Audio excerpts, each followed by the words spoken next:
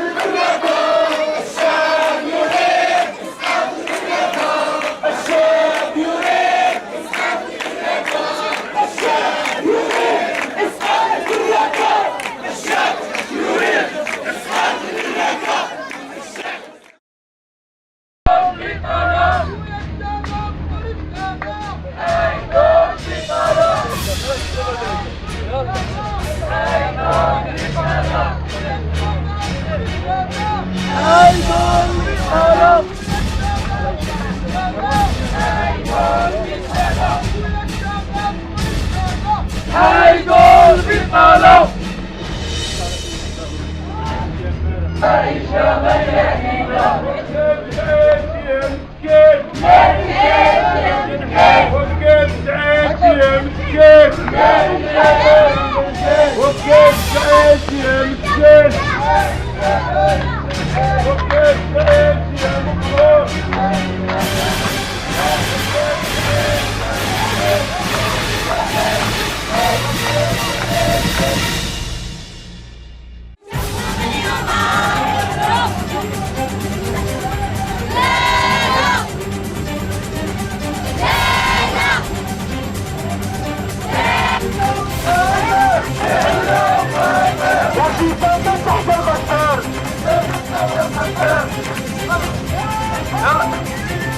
الشعب يريد إسقاط البراكة الشعب يريد إسقاط البراكة الشعب يريد إسقاط البراكة الشعب يريد إسقاط البراكة الشعب يريد إسقاط البراكة الشعب يريد إسقاط البراكة الشعب يريد إسقاط البراكة